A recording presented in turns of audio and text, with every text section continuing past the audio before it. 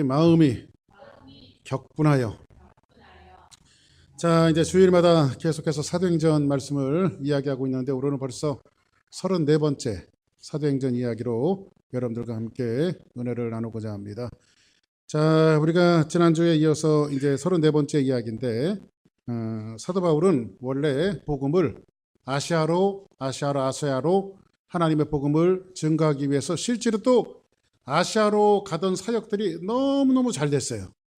너무너무 잘 되고 그래서 계속해서 아시아로 밀어붙이려고 바울이 사역을 하고 있다가 하나님께서 바울의 마음을 돌리시기 위해서 환상으로 마게도냐에서 어떤 사람이 부르는 것을 환상으로 보여주셔서 아시아로 가던 행로를 바울의 뱃머리를 틀어서 유럽 땅에 오게 되어지는데 그 첫 번째가 어디냐면 마게도냐인데 마게도냐의 첫 성이 어디였죠? 빌립보예요. 자, 그러면 하나님이 아시아로 가던 것들을 돌려서 마게도냐로 오게 하셨으면은 목회가 잘 돼야 되잖아요. 그죠? 잘 돼야 되는데 바울의 선교 사역과 복음 증거 사역에 잘 되어지는 것이 아니라 거기서 공포와 어려움이 기다리고 있었어요. 그래서 복음을 전하다가 바울은 사람들에게 매를 맞기 시작하고 그다음 불법한 재판을 거치지 않는 그 사형수들이나 갇힐 수 있는 하옥에 갇히게 되어지고 착고가 치워지게 되어지고 고통과 어려움 속에서 찬송과 기도를 하다가 찬송을 터뜨리게 되어지는데 그 옥토가 지진이 일어나기 시작하고 거기에서 그 아름다운 역사를 통해서 엄청난 역사를 통해서 많은 사람들이 예수 그리스도를 영접하고 구원을 받는 놀라운 역사가 어디서 벌어지냐면 빌립보 성에서 벌어져요. 그래서 빌립보의 박해를 뒤로 한 채 바울이 옮겼던 것은 어디였죠? 데살로니가 지역이었어요. 그 데살로니가 지역에서도 역시 꽃길이 기다리고 있었던 것이 아니라 여전히 핍박과 어려움. 그래서 지난번에 말씀드렸지만은 데살로니가에서는 시장의 불량배들을 동원해서 바울의 복음 증거하는 것을 막으려고 했어요. 그래서 수많은 어려움들 가운데서도 거기에 복음의 씨앗을 뿌리고 또 바울이 데살로니가를 급히 피해서 온 것이 지난주에 말씀드렸던 내용인데 그곳이 어디였죠? 바로 베레아 지역이었어요. 베레아. 그래서 베레아는 빌립보 지역은 엄청난 문명의 도시고 큰 도시였고 그 다음에 데살로니가는 또 지역의 수도 같은 도시였다면 베레아는 아주 작고 시골 같은 그런 도시였는데 거기에 있는 사람들은 하나님의 말씀을 아멘 하면서 잘 받아들였어요. 그런데 거기에서 아름다운 사역이 이루어져 가야 되는데 데살로니가에서 핍박하던 불량배들이 이 베레아까지 쫓아왔어요. 그러니까는 어떻게 해요? 그래서 바울이 그들을 뒤로 한 채 오늘 이제 그들을 피해서 어디로 오게 되어지냐면 오늘 오게 되어지는 지역이 바로 오늘 본문에 있는 내용이라 이 말이에요. 아멘. 자, 그러면 이들이 지금까지 이제 베레아 지역을 피해서 오는 지역이 뭐냐면 아덴이라고 하는 지역이에요. 아덴이라고 하는 지역인데 지금까지 1차 전도 여행을 하고 지금은 사도 바울이 2차 전도 여행 중이에요. 그런데 오늘 바울이 아덴에서의 선포하는 것과 이 사역을 통해서 그동안의 모든 선교 여정이 있었다고 해도 과언이 아닐 정도로 오늘은 굉장히 중요한 얘기를 할 거예요. 그러니까 여러분들이 오늘은 여러분들 말씀을 들을 때 헷갈려서도 안 되고 말씀을 귀를 들고 잘 들어야 돼요. 그래서 여러분들이 내 눈빛을 피하지 말고 전부 다 제 눈빛을 보면서 하나님의 말씀을 들어야 이게 언더스탠드되고 이해가 되어진단 말이에요. 아멘.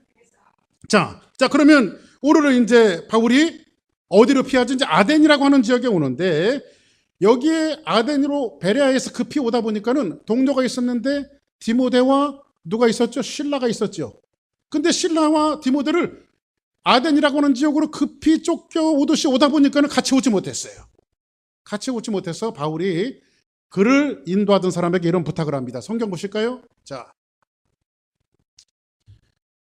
형제들이 곧 바울을 내보내어 바다까지 가게 하되 실라와 디모데는 아직 거기 머물러 있더라. 실라와 디모데는 어디 있는 거예요?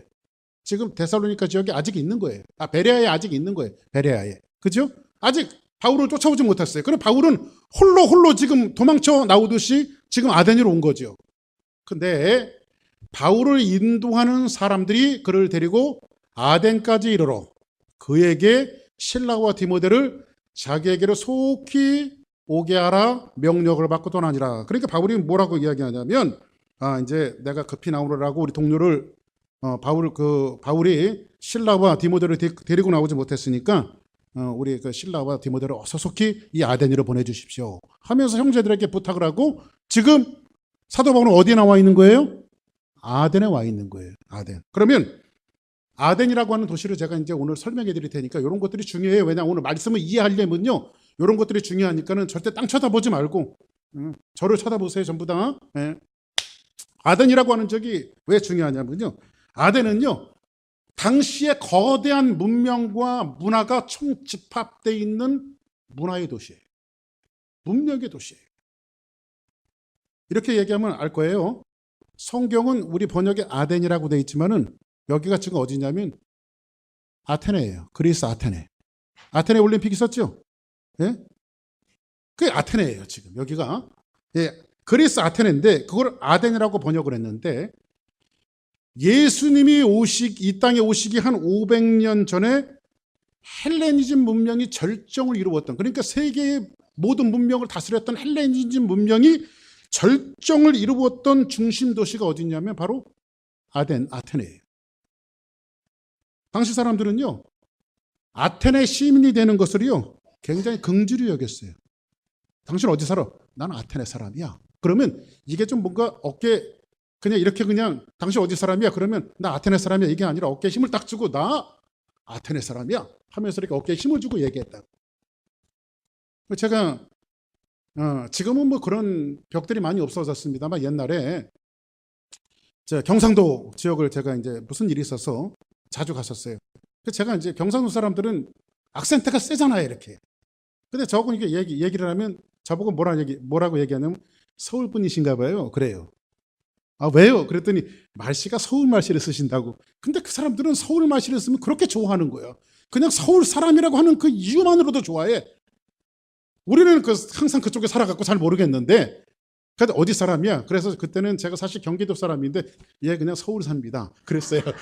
서울 삽니다. 자, 그런데 지금 그 당시 아테네 사람들은요 당신 어디 사람이에요? 그러면 나 아테네가 내 집입니다. 왜 그러냐면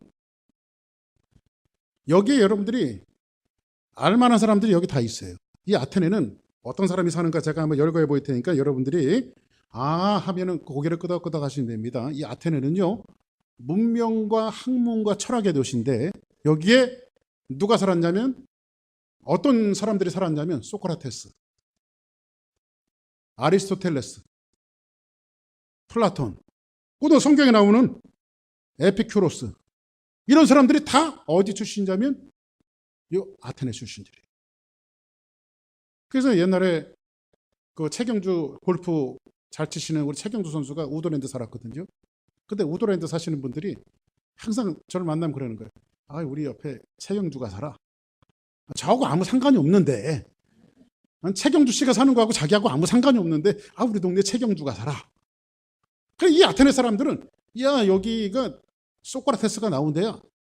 플라톤이, 아리스토텔레스가 뭐 이런 유명한 사람들을 이야기하면서 여기 아테네는 철학의 도시며 문명의 도시며 모든 것들이 총나한 모든 것들이 담겨져 있는 도시가 어디였냐면 바로 아테네. 또 여기는요 하얀 대리석으로요. 신전들을, 그러니까 신들을 섬기는 신전들을 빼곡하게 만들어 놨던 도시예요. 하얀 대리석으로. 신전들의 집합소예요. 그중 가장 유명한 그 신전이 하나 있는데 신전이 한두 개가 있는 것이 아니라 신전의 집합소예요. 그 로마 군대를 상징하는, 여러분들 한번 들어보신 적이 있을 거예요. 마르샤 신전. 그리고 이 신전이 높은 언덕에 자리 잡고 있었는데 그 중에 사람들은 이 신전을 향해서 경배하기 위해서 늘 오고 가요. 이 신들에게 늘 예배드리고 경배하기 위해서 늘 오고 가는 바쁜 걸음들이 오고 가는 것이 어디였냐? 바로 아테네예요. 무슨 이야기가 있는데요. 아테네라고 하는 지역은요, 아테네에 사는 시민보다 사람의 숫자보다 신들의 숫자가 더 많은 곳이 아테네예요. 사람보다 신들이 더 많아. 그러니까 우리식으로 얘기하면 사람보다 귀신이 더 많이 사는 데가 아테네예요. 이 모든 것들이 그 아테네에 총 집합이 되어져 있는데 그 중에 여러분들이 알 만한 신을 몇 가지 귀신들, 그들 귀신들이지 뭐 신이지. 이런 이 신들을 제가 소개해 줄게요. 머큐리가 자동차 이름이 아니라 자동차 머큐리가 있죠. 머큐리가 신의 이름이에요. 그리스에 있었던 실질적인 신의 이름이에요. 예? 머큐리. 바카스. 바카스. 에너지 드링크 바카스. 응? 바카스가 신의 이름이에요. 그 다음에 주피터, 다이애나, 사랑의 비너스. 비너스. 이런 모든 신들이 총나하게 모여있던 신전들이 모여있던 것이 어디냐면 바로 아테네예요. 한번 머릿속에 여러분 그림을 그려보라고 이야기하는 거예요. 근데 이 수많은 신들 중에 90% 이상이, 100%라면 90% 이상이 어디와 관계되어 있냐면 에로이즘과 관계되어 있어요. 쾌락과 관계되어져 있어요. 쾌락과. 특별히 성적인 쾌락과 관계되어져 있어요. 다시 말씀드리면 이건 뭐냐면요. 그 당시에 사람들이 정신세계에 들어와 있던 것은 요즘에 뭐 TV 매스컴을 통해서 무슨 미투 해갖고 이 부적절한 관계들이 하나 둘씩 막 드러나면서 뭐 매스컴의 화제가 되고 있지만은요.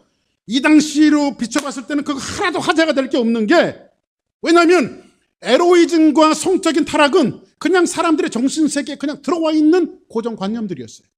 그것이 전혀 죄되게 생각하지 않는 관념들이었어요. 그거를 뭐로 풀어냈냐면 종교적으로, 학문적으로, 철학적으로 풀어내서 그것을 합리화시켰어요. 그게 전혀 죄가 아니에요. 그때는요.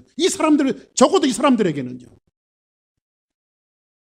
그래서 그 당시에는요. 여러분들 한번 물어볼까요? 여러분들이 혹시 죽기 전에 가장 가보고 싶은 데가 어디세요? 죽기 전에.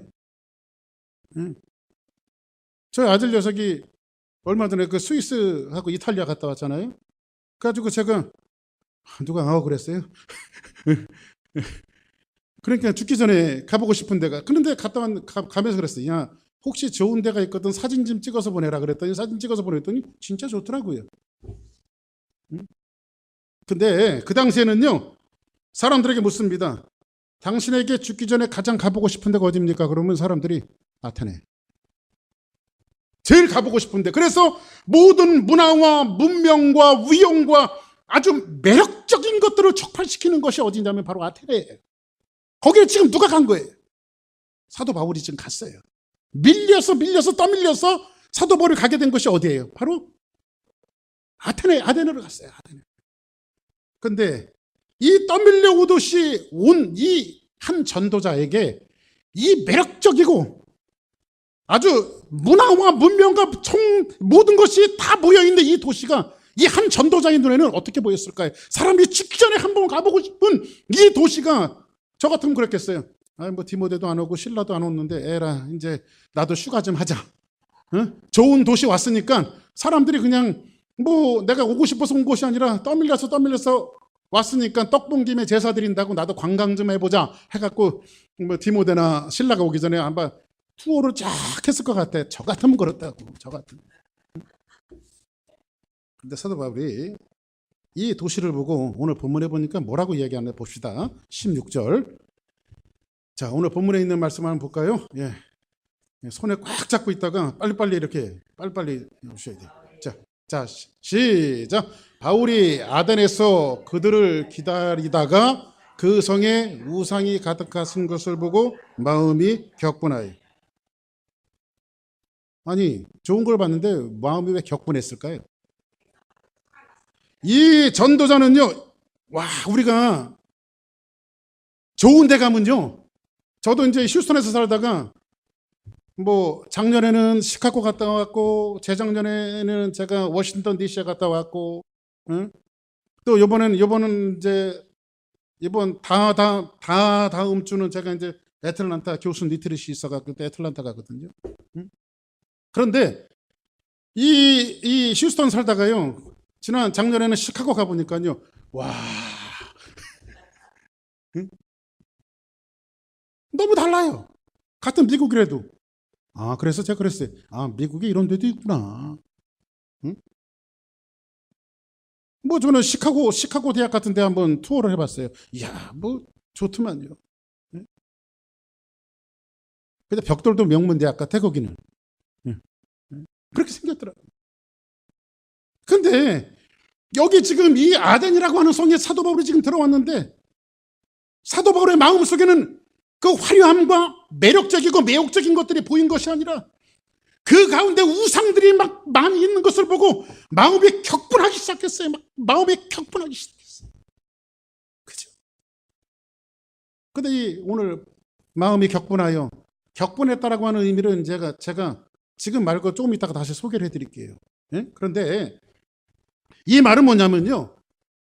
오늘날 그리스도인들을 사랑하는 그 모습이 어떠해야 하는가를 가르쳐주고 있어요. 세상이 아무리 매력적이고 세상이 너무 미혹해오고 너무 우리 눈에는 가치 있는 것들로 보여도요. 세상의 모든 사람들이 저것이 좋다라고 말하고 저것이 귀하다라고 말하고 저것이 매력있다라고 말하더라도 그리스도인이 살아가는 눈에는 그 해석하는 것이 달라야 돼요. 바울의 눈에는 우상이 가득한 것을 보았어요. 사람의 눈에는 매력적이고 매력적인 것을 보았지만은요, 바울은요, 그 우상이 가득한 것을 보았어요. 어느 도시를 가보든지요, 화려한 도시 그 이면에는 화려함이 있는 것이 아니라 그 속에 구석구석 속에 죄악과 타락과 더러움들이 숨어 있는 것을 봐요. 이 도시 되게 아름답네. 우리가 그것을 보는 것이 아니라 그 도시 속에 감추어져 있는 죄악성들을 봐야 돼요. 하나님을 반항하고 하나님을 배반하는 그런 모습들을 그리스도인들이 볼 줄 알아야 돼요. 오늘 사도 바울은 지금 그걸 보고 있는 거예요. 우리들이 이런 눈들이 회복되어야 될 줄 믿습니다. 아멘. 그러고 났더니 17절에 보니까 17절 같이 볼까요? 시작.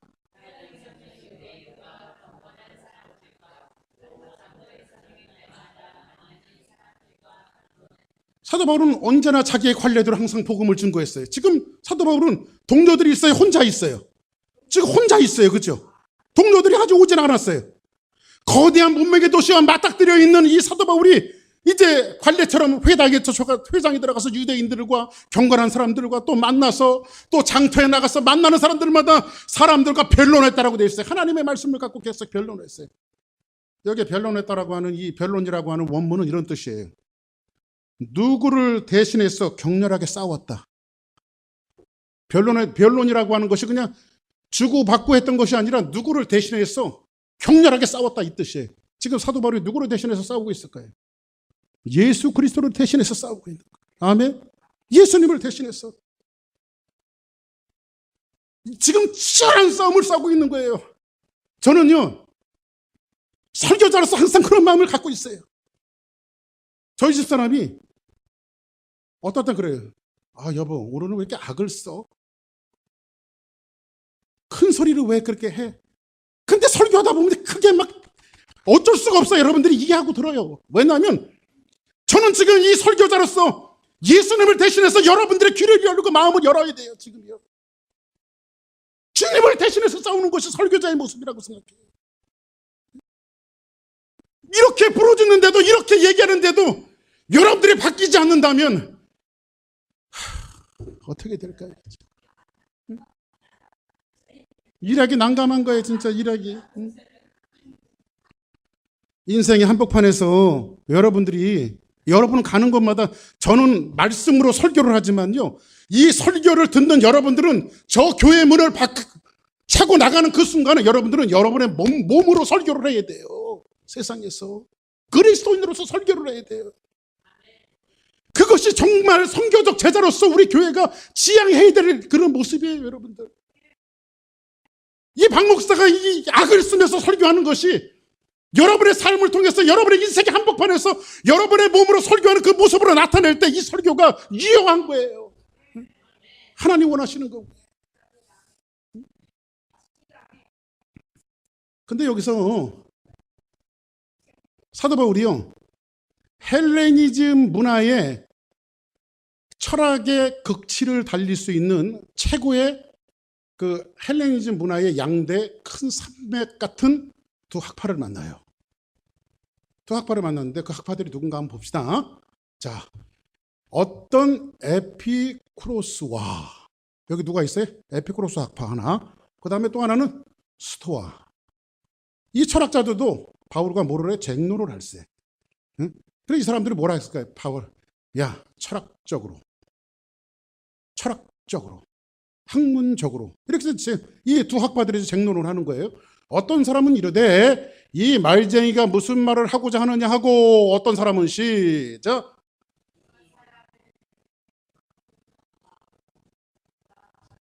사람인가 보다 하니 이는 바울이 예수와 부활을 전하기 때문이로라. 자, 그럼 보세요. 여기서 보니까 에피쿠로스와 스토아 학파, 두 학파를 만나는데 이 두 학파에 대해서 여러분들 이해를 해야만 오늘 본문이 이해가 되어져요. 그래서 제가 조금 설명해 드릴게요. 에피쿠로스 학파는 뭐냐면 이런 거예요. 이들은 신의 존재를 믿어요. 이 학파들은 신이 있다. 그런데 신은 있는데 신은 인간과 너무 멀리 떨어져 있어서, 다시 한번 말씀드릴게요. 이 에피쿠로스 학파는 신은 있는데 신은 사람이 사는 세상과 너무 멀리 떨어져 있어서 사람의 섭리와 통치와 경영을 할 수가 없다.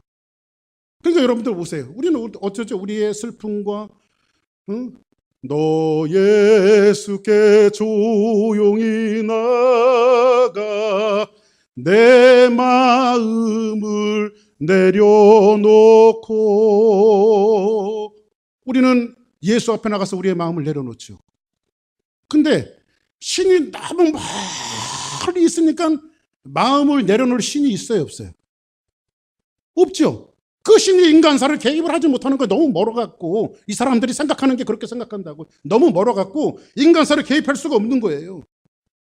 근데 인간사에는 생로병사, 질병, 염려, 두려움, 분노, 근심, 이 문제를 해결하고 살아야 되잖아요. 그죠? 여러분, 이 문제를 누구에게 해결하고 살죠?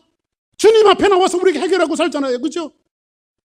근데 신이 너무 멀리 있으니까 이 문제를 해결할 수가 없으니까 이 사람들이 여기에서 구원을 받고 해결할 수 있는 방법은 육체의 쾌락을 누리는 것뿐이다.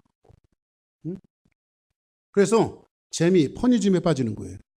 여러분들 보세요. 그 마약이나 이런 극단적인 쾌락주의에 빠지는, 도박이나 이런 극단주의적인 쾌락주의에 빠지는 사람들 보면요, 항상 삶의 한 자리에 메인적인 문제들이 있어요. 근데 그거를 도피하기 위해서 마약하고 도박하고 쾌락에 빠지는 그런 사람들이 많아요. 대부분 그래요. 그 사람들 심리적인 것을 파악해 보면요, 그걸 도피하기 위해서 그러는 거예요. 그거 할 때는 잊어버리거든요. 이민 이렇게 살다가요, 이민 그 한국 사람들이 여기에서 일어나는 한 가지 뭔지 아세요? 대부분 한 번씩 다 경험해 보셨는지 모르겠어요. 저도 경험해 봤으니까. 드라마 재밌는 거 보면요, 다 잊어버려서 그냥 밤새도록 드라마, 그래 눈이 벌게져 갖고 말이야. 드라마 보면 한시름이 잊어지는 거야. 한시름이. 이게 뭐예요? 에피쿠로스 학파들 재미주의 포니즘에 빠져갖고요, 문제를 가리려고 하는 거예요. 여러분들 보세요. 저기서 자동차가 막 달려와요. 그럼 난 여기서 이제 어떻게 해야 돼요? 그러면 근본적인 문제는 뭐예요? 빨리 피해야 되죠. 응? 그런데 이 사람들은 이제 눈을 딱 감고 이러는 거예요. 아, 무서운 생각하지 말아야지. 좋은 생각해야지. 저건 내일이 아니야. 그러다 죽어. 그러다 죽는다고. 그죠? 아, 행복한 생각해야지. 그런다고 안 죽나? 근데 이런 것들이 당시 세상을 노마가 지배하고 있었는데 노마 제국까지 다 퍼져갖고 사람들이 이 에로이즘에 빠져 있었어요. 쾌락과 타락과 특별히 성적 타락에 치우쳐 있었어요. 왜? 뭐를 잊기 위해서? 인간의 생로병사에서 일어나는 근심과 좌절과 실망들과 질병들과 인생의 문제를 잊기 위해서. 근데 이런 사람들을 향해서 바울이 아레오바고에서 이런 얘기를 해요. 한번 성경 볼까요? 이는 사도 바울이 이런 에피쿠로스 학파를 염두에 두고 한 말인데 보세요. 이는 사람으로 혹 하나님을 더듬어 찾아 발견하게 하려 하심이로되 그는 우리 각 사람에게서 멀리 계시지 아니하도다. 우리가 그를 힘입어 살리며 기동하며 존재하느니라. 너희 시인 중에 어떤 사람들이 말과 같이 우리가 그의 소생이라 하니. 이 말은 뭐냐면, 야, 너희들이 생각하는 것처럼 신이 멀리 너희들의 신은 있지만 내가 믿고 있는 하나님은 멀리 있는 분이 아니라 가까이 계셔서 우리의 인생을 주관하시고 인도하시고 도우시고 함께하시고 우리의 모든 것들을 인도하시는 분이라고 바울이 지금 아레오바고 광장에서 그들에게 선포하고 있는 거예요. 지금. 아멘. 정말 이 사도 바울이 멋있는 사람 아니에요, 그죠? 신들이 다 멀리 있다라고 생각하고 쾌락주의에 빠지는 사람들에게 그거 아니야. 하나님은 우리와 함께 있어. 하나님은 멀리 있는 분이 아니야. 없어서 너희들이 뭘 들여다가 바쳐야 될 뿐도 아니며 그분이 세상을 만드셨고 창조했고 우리를 사랑하셔서 예수 그리스도를 보내주셨고 그 아들을 죽이시면서까지 우리를 구원하셨고 구원하신 우리들을 한 사람 챙기면서 우리의 삶을 보살피시는 분이 내가 믿고 있는 하나님이라고 지금 하나님을 소개하고 있는 거예요. 지금 바울이. 아멘. 두 번째, 에피쿠로스 학파가 있고 또 하나 뭐 있죠? 스토아 학파가 있죠. 스토아 학파는요, 이들은요 신을 이렇게 생각해요. 신은 있어요. 이 사람들도 이 스토아 학파에도 신은 있어요. 근데 이 사람들은 이데아, 상상과 개념 속에만 신이 있는 거예요. 상상과 개념 속에. 그러니까 신은 있는데 이 사람들은 신 제조기예요. 뭐든지 다 신이 될 수 있다. 그래서 이거 컵 뚜껑이 있네. 이것도 신이라고 하지. 응. 하고 이거를 딱 모셔놓고 컵뚜껑 신님 하면서 이걸 신전을 만드는 거야. 응? 이거 신전을 만드는 거야. 여러분들은 뭐라고 할 거 없어요. 한국 사람들도 그래요. 뭐 빗자루 귀신, 몽달 귀신, 처녀 귀신. 한국 사람들도 다 그랬어요. 장독대에 물 하나 올려놓고 뭐 신령님, 응? 천지신명님, 뭐 이러면서 한국 사람들도 신 잘 만들어내잖아요. 그죠? 이 사람들은요, 심지어 뭐까지 만들어내냐면요, 알지 못하는 신까지 있어요. 실제로 일본에 가면요, 일본도 그 만신들이 많잖아요. 그죠? 예를 들어서 10가지 신이 있어서 기도를 해, 이 사람들이. 1번 신님, 2번 신님, 3번 신님, 4번 신님 해갖고 10개 신한테 다 기도를 해요. 실제로 기도를, 이 사람들이 가서. 근데 10개 신에게 기도를 했는데 이 사람들이 기도를 하고 나와도 깔끔하지가 않아. 개운하지가 않아.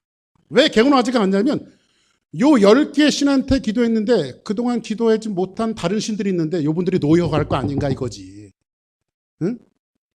그래서 맨 마지막에 이 사람들은 기도를 마칠 때 뭐라고 말하냐면 내가 알지 못하는 신님들도 내 인생을 살펴주셔서 제발 잘 되게 해주십시오. 응? 그래서 이 사람들은 알지 못하는 신에게도 기도를 해요. 알지 못하는. 근데 이 스토아 학파들도 알지 못하는 신이 있어서 볼까요? 성경 볼까요? 자, 바울이 아레오바고 가운데 서서 말하되 아덴 사람들아 너희를 보니 범사에 너희들 참 종교심이 많다.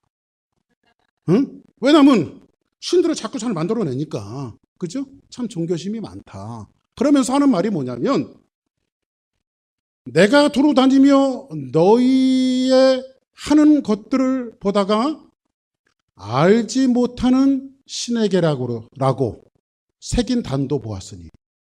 그 여기 알지 못하는 신이 있어요, 없어요? 그러니까 이 사람들은 신들이 그러니까 사람 숫자보다 신 숫자가 더 많으니까 수많은 신들이 이 아테네에 다 모여 있어요. 자, 그래서 성경에 보니까 뭐라고 말하냐? 그런즉 너희가 알지 못하고 위하는 그것을 내가 너희에게 좀 알게 해줄 거다. 그래서 사도 바울이 알지 못하는 신이 누군가를 소개하고 있는데 이걸 역설로 해갖고 그 알지 못하는, 너희들이 알지 못하는 그 신이 바로 하나님이야, 이렇게 하면서 설명을 해요. 근데 그것도 조금 있다가 바울의 선포에서 한번 같이 보자고요. 바울이 무슨 선포를 하는지, 얼마나 신을 좋아하는지 알지 못하는 신까지 있어요, 이 사람들은요. 그래서 무엇이나 신이 될 수 있다고 이들은 범신론, 뭐든지 다 신이 될 수 있다고 믿는 사람들이 누구냐면 스토아파들이에요. 그래서 여기서 만들어낸 것이, 이 사람들은요 쾌락을 배제해요. 쾌락 안 돼. 그리고 철저히 배제해요. 그리고 극단적인 금욕주의.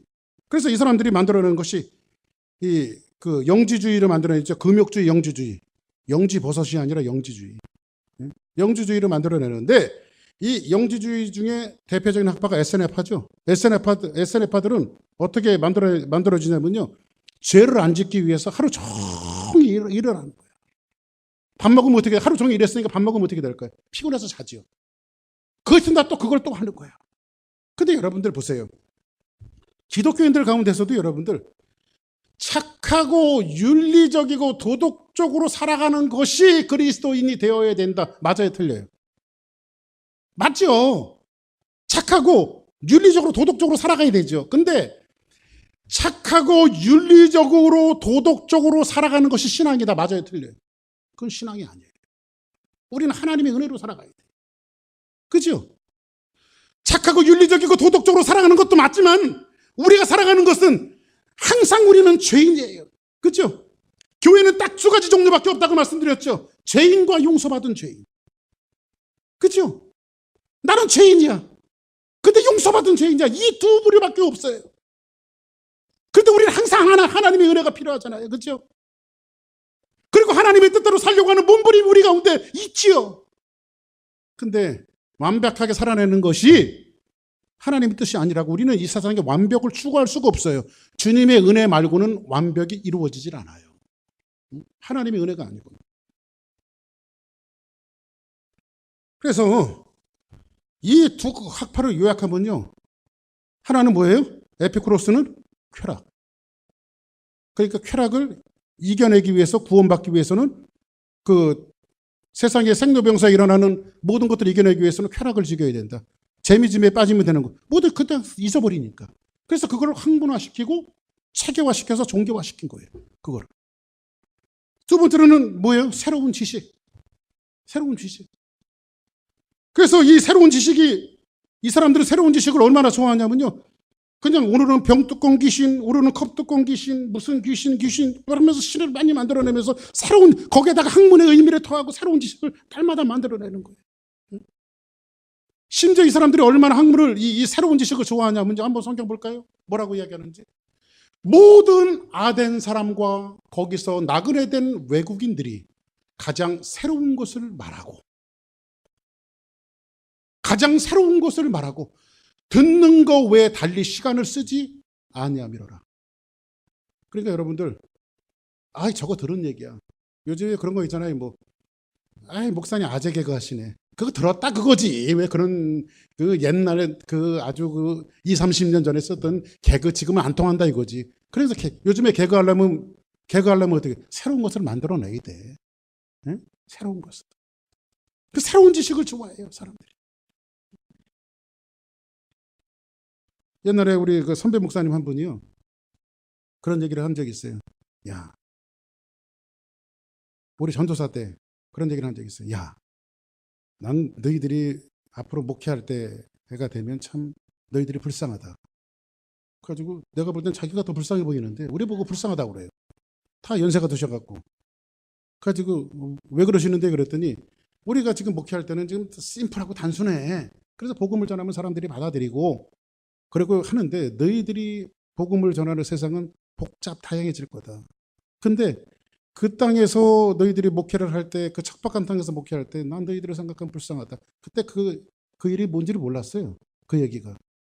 근데 지금 목회하다 보니까 그 얘기를 알겠어요. 요즘에는요, 새로운 쾌락, 새로운 즐거움, 이런 것들이 교회 안에까지 들어왔어요. 옛날에는요, 형제들끼리 손잡고 가면 저 자식들 되게 친한가 보다. 자매들끼리 손잡고 가면 저 녀석들 참 사이좋게 지내네. 근데 요즘엔 자매들끼리 손잡고 지나가면요, 혹시 저거 그거 아니야? 형제들끼리 손잡고 지나가면 혹시 저거 그거 아니야? 지금 그런 시대에 우리가 살아가고 있어요. 그런 시대에 목회를 하고 있어요. 옛날에 그게 없었거든요. 그죠? 그런 시대에 살아가고 있어요. 새로운 것들을 만들어내는 것들. 이 두 사상은요, 그러니까 새로운 지식과 이 쾌락이라고 하는 이 두 사상은요, 현대를 살아가는 우리와 전혀 다르질 않아요. 모양만 바뀌었어요, 모양만. 모든 염려를 해결하기 위해서는 근본적인 문제를 바꿔야 되는데요. 쾌락을 즐기든지 새로운 지식을 위드하든지. 그래서 사람들이 인생에 일어나는 문제들을 해결하려고 해요. 사람 보세요. 지식과 문명이 광하게 아무리 발달해도요, 사람 행복하게 하지 못해요.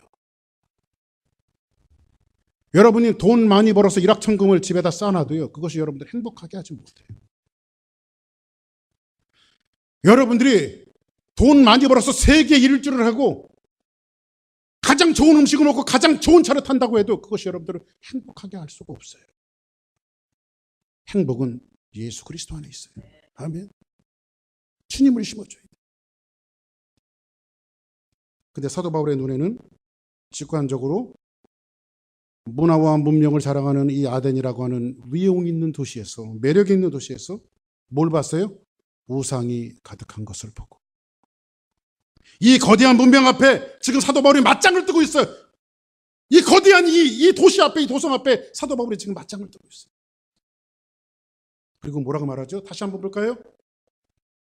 바울이 아덴에서 그들을 기다리다가 그 성에 우상이 가득한 것을 보고 뭐예요?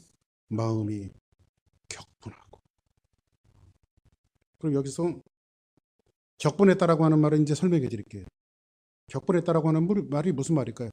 화딱질이 났다는 걸까요? 업셋됐다는 걸까요? 예? 예? 이거 봐라. 그리고 우리 식으로 얘기하면 뚜껑이 확 열렸을까요? 뚜껑이 확 열려갖고 화가 났을까요? 여기서 발작을 일으키는 분노라고 하는 의미가 아니라, 뚜껑이 열렸다라고 하는 의미가 아니라 일관성 있게 분노가 유지되었다는 거예요. 그러니까 일어났던 이 분노가 일관성 있게 유지되어졌다는 거예요. 다시 제가 설명해 드릴게요. 이해를 돕기 위해서. 그 당시에 성경은 히브리 말로 쓰여져 있었어요. 그죠? 성경이 히브리어로 쓰여져 있잖아요. 근데 성경이 사람들에게 가리키기 위해서는 그때는 쓰던 언어가 뭐였죠? 헬라어죠. 히라버였잖아요. 그죠? 헬라어로 쓰다 보니까 사람들이 히브리어를 보면 알아야 몰라요. 성경을. 잘 모르죠. 그래서 사람들에게 성경을 알릴 목적으로, 왜냐하면 이 성경을 알지 못하면 믿음이 뭔지 신앙이 뭔지, 그리고 이스라엘의 유대인들, 특히 유대인들의 정신과 그리고 하나님에 대한 정신을 심어놓을 수 없기 때문에 학자들 72명에 의해서 히브리어 성경이 헬라어로 번역이 되어져요. 헬라어로 번역이 되어지는데 그거를 70인 역본이라고 하는 거예요. 70인 역본. 여러분이 잘 아는. 근데 그럼 두 명은 어디 갔습니까? 그냥 70인 역본이라고 하는 것은 70명 명사화를 시키기 위해서 70인 역본이라고 하는 것이지 두 명은 탈락됐다 이런 의미가 아니에요. 근데 그걸 70인 역본이라고 하는데 여기에서 이 격분했다라고 하는 말을 헬라어로 뭐로 번역했냐면 파록시노라고 하는 말로 번역했어요. 파록시노.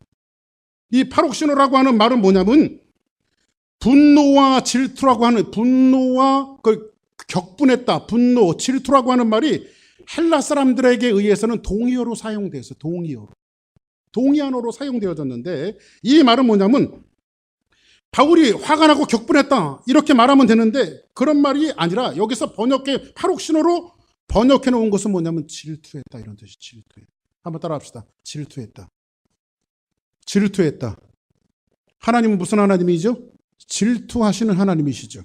자, 그러면 바울이 지금 아테네에 갔는데 예술성, 창조성으로 조각해 놓은 모든 신상들, 신전들, 이런 것들을 보면서 하나님이 사람들을 사랑하셔서 구원해 주시고 그들 속에 창조성을 불어넣으셔서 그들을 다 만드셨는데 그들이 새로운 창조성을 가지고 하나님을 위해서 마땅히 하나님 앞에 영광 돌려야 되고 마땅히 하나님을 찬양해야 되는데 하나님 앞에 영광 돌리지 않고 하나님을 찬양하지 않고 자기 나름대로 신들을 만들어냈어요. 바카스도 만들어내고 머큐리도 만들어내고 주피터도 만들어내고 다이아나도 만들어내고 이렇게 만들어내는 것을 보면서 바울의 마음속에 하나님의 마음이 이입이 되어지면서 하나님의 마음을 느꼈다는 거예요. 뭐냐면 질투했다는 거예요. 질투. 응? 언제 말씀드렸죠? 신랑 신부는 어떻게 살아야 돼요? 근데 부부들 잘 들으십시오. 여러분들은 항상 옆에 분들, 여러분들 부부들이 항상 매일매일 반복해야 될 것이 있어요. 한번 따라 합시다. 나만 바라봐. 나만 바라봐. 그 여자분들은 누구만 바라봐야 돼요? 남편만 바라봐야 돼. 아내들은 남편만 바라보고 남편들은 아내만 바라보고. TV에 나오면 송중기 굉장히 잘생겼다. 이래도 질투가 나. 응? 그래서 저는 저희 집사람 보고 그럽니다. 누구? 걔 굉장히 귀엽게 생겼대. 나 이름 잊어버렸어. 응? 그래서 제가 나보다 더 귀엽냐?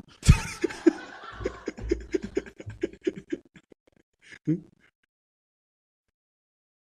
여러분들 우리를 누가 만드셨어요? 하나님 만드셨잖아요. 그럼 우리가 하나님을 위해서 우리의 모든 삶을 드려야죠. 하나님이 좋아하시는 일을 찾아야 되죠. 믿음의 주에 온전케 하시는 예수만 바라봐야 되죠. 그죠? 근데 지금 아테네에다가 지금 뭘 만들어 놨어요? 하나님과 반대되어지는 쾌락을, 정욕을, 나쁜 신전을, 하나님 원하시지 않는 모든 것들을 만들어놨을 때 하나님의 바울의 마음속에 입이 되어져서 하나님의 마음이 바울의 마음에 밀어 넣어졌다는 거예요. 그래서 바울이 일관되어지게 그것을 격분하면서 일관되어진 분노를 일으켰다는 거예요. 하나님의 마음이 그게 격분이에요. 질투했다는 소리예요. 지난번에도 말씀드렸죠. 한나가요. 하나님 앞에 기도를 했어요. 자기의 인생의 괴로움을 가지고 하나님 앞에 기도를 했어요. 그랬더니 엘리 제사장이 지나가면서 야, 왜 너 술 취해서 기도해? 그랬더니 한나가 뭐라고 말하죠? 나의 주여, 나는 술 취한 것이 아니라 내가 하나님 앞에 내 마음이 하나님 앞에 통한 것이니 자기의 문제를 가지고 하나님 앞에 나갔는데요. 한나의 마음속에 하나님의 마음이 찾아오기 시작했어요. 하나님께서 뭐라고 말씀하시냐면 야, 네 염려가 뭔데? 하나님 나한테 아들이 없어요. 너는 아들 없는 것 때문에 괴롭냐? 그때 하나님이 한나의 마음속에 뭐라고 말하냐면 나는 이 땅에 사사기 말시대의 사람들이 다 타락해 가는데 내 말씀과 내 복음을 전해줄 사람이 없어. 내 말씀과. 근데 이 하나님의 마음이 느껴지는 순간에 한나가 막 울기 시작해요. 하나님, 나는 요만한 문제 갖고 나왔는데 하나님은 나보다 더 큰 마음이 계시군요. 더 큰 아픔이 있으시군요. 그때 한나가 결단을 하죠. 하나님, 그 복음을 전할 자, 그 말씀을 전할 자 주시면 내가 바로 드릴게요. 그래서 하나님은 사무엘해 주시고요. 사무엘에 젖되자마자 하나님의 성전에 갖다 놔요. 그리고 그 사무엘이 이스라엘을 바꾸는, 하나님 앞에 통탄하며 회개하는 이스라엘을 바꾸는 지도자가 되어지죠. 그죠? 하나님의 마음을 이해해야 돼요. 아멘. 여러분에게 질문합니다. 여러분이 사는 신학과 동기는 뭡니까? 뭐 때문에 사세요? 매력적인 도시? 매력적인 안락? 좋은 집? 좋은 차? 좋은 직장? 돈 많이 버는 거? 사람들에게 인정받는 거? 공부도 많이 하는 거? 제가 지난번에 수요일 날 말씀드렸죠. 본질적으로 하나님께서 창조해 놓은 것들은 사람들이 다 싫어해요. 그리고 비본질적인 것이 본질인 양 사람들이 그것을 찾아가고 있어요. 뭐가 최고예요? 물론 여러분들이 하나님이 최고라고 말씀하겠지. 근데 세상 나가면 돈이 최고지. 좋은 집이 최고지. 누리고 사는 것이 최고지. 안락이 최고지. 그죠? 근데 여러분들 정말 그 세상을 바라보면서 여러분 질투가 일어납니까? 정말 저는 여러분들의 마음속에 이 박 목사도 마찬가지고요. 이 마음속에 세상을 바라보는 우리의 눈들 속에 하나님의 마음이 밀어넣어주면 좋겠어요. 그것들을 보면 막 가슴이 뜨끔뜨끔해지고, 하나님 저거 어떻게 해요? 저거 어떻게 해요? 저는요, 아직은 제가 본격적으로 선교지를 나가서 하나님의 사역을 많이 감당해 보지 못했지만 저에게는 선교에 대한 꿈이 있답니다. 저는 지금도요, 죽어가는 영혼들 하나하나 생각하면요, 막 이 강대상에 나와서요, 막 땅을 치면서 하나님 앞에 울면서 기도할 때가 있어요. 하나님, 저 죽어가는 영혼 어떡합니까? 하나님, 저 죽어가는 영혼 어떡합니까? 저 영혼을 살려달라고, 저 영혼들. 이것이 우리의 기도가 되어야 되지 않아요? 이것이 우리의 본질이 되어야 되지 않습니까? 선교적 제자로 살아가는 아름다운 모습이 바울 안에 있어요. 우리는 그 모습을 본받기를 원합니다. 근데 바울이 아레오바고 광장에서 그들에게 결정적인 선포를 해요. 한번 성경절 볼까요? 19절. 그를 붙들어 아레오바고로 가며, 사도 바울이 이제 아레오바고로 끌려가요.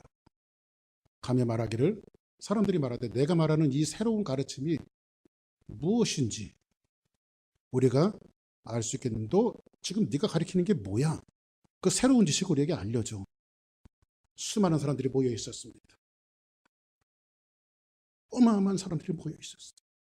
그때 그들 앞에 서서 동료 하나도 없는 사도 바울이 그들과 맞닥뜨리는 자리에서 바울이 선포하는 메시지가 오늘 본문에 나와 있어요. 그 말씀이 뭔지 아십니까? 성경 한번 쭉 한번 보실까요? 이제 31절까지 나오는데, 내가 너희들에게 말하겠다. 우주와 그 가운데 있는 만물을 지으신 하나님께서 천지의 주제신이 손으로 지으시기 전에 계시지 아니하시고, 하나님은 손으로 만들어진 것이 아니라 그 전전전 하나님 그 존재 자체다라고 말합니다. 그리고 나서 또 무엇이 부족한 것처럼 사람이 손으로 섬김을 받으시는 것이 아니다. 우리가 부족해서 하나님을 섬길 필요가 없다. 이는 만민에게 생명과 호흡과 만물을 친히 주시는 자입니다. 그 하나님에 의해서 생명이 나왔고 호흡이 나왔고 만민에게 모든 것을 주시는 분이 누군지 아냐? 내가 믿는 하나님이다. 그걸 얘기해요. 그 다음 보실까요? 인류의 모든 족속을 한 혈통으로 만드사 온 땅에 살게 하시고 그들의 연대를 정하시고 거주와 경계를 한정하셨습니다. 이게 다 모든 것이 하나님이 하신 것이다. 이는 사람으로 혹 하나님을 더듬어 찾아 발견하게 하심이로되 그는 우리 각 사람에게서 멀리 계시는 분이 아니시다. 그리고 또 뭐예요? 또 우리가 그를 힘입어 살며, 우리는 그를 하나님을 힘입어 살아야 하며 기동하며 존재하느니라. 우리가 하나님 없으면 살 수가 없다는 거죠. 너희 시인 중에 어떤 사람들은 말과 같이 우리가 그의 소생이라 하니, 이와 같이 하나님의 소생이 되었은지, 우리는 하나님의 소생이 되었은지, 하나님은 금이나 은이나 돌이나 사람의 기술과 고안으로 새긴 것들과 같이 비길 것이 아니니라. 저 새겨놓은 우상들과 하나님은 비길 존재도 아니, 비길 것이 아니니라. 그리고 나서 뭐라고 말하죠? 알지 못하던 시대에 하나님이 관가하셨거니와, 자 보세요. 한번 따라합시다. 이제는 어디든지 사람에게 다 명하사 회개하라 하셨으니. 사랑하는 여러분, 이 주일 이 시간에 제가 악을 쓰는 것은 우리 회개합시다. 예? 회개합시다. 아멘. 비본질적인 것이 본질이라고 살아왔던 나를 좀 회개하고, 그죠?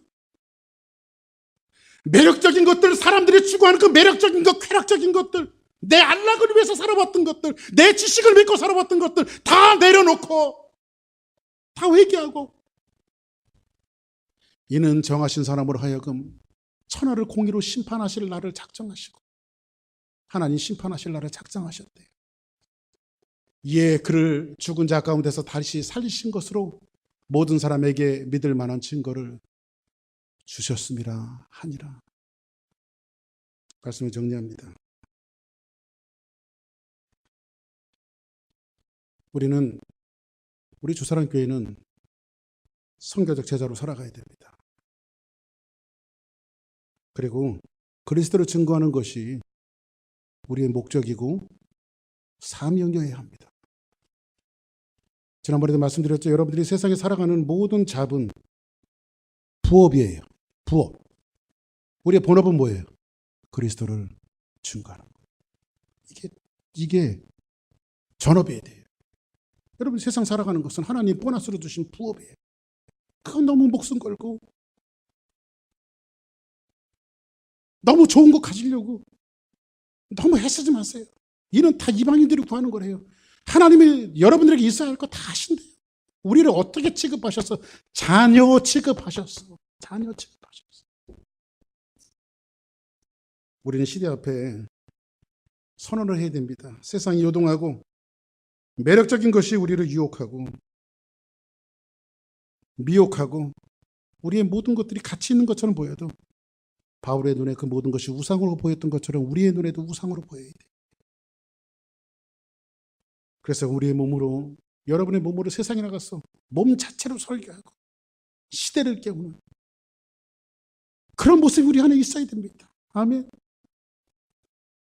이런 하나님의 복음적 사명을 가지고 거대한 문명과 거대한 새로운 지식과 거대한 쾌락과 맞서서 적어도 우리 주사랑교회 이 휴스턴 땅에 우리 주사랑교회를 주셨으니 이 교회 하나라도 휴스턴만큼이라도 변화를 시키는 그러한 폭발적인 성령의 역사가 여기서부터 시작되어지는 귀한 은혜가 있기를 주의 이름으로 축복합니다. 기도하겠습니다.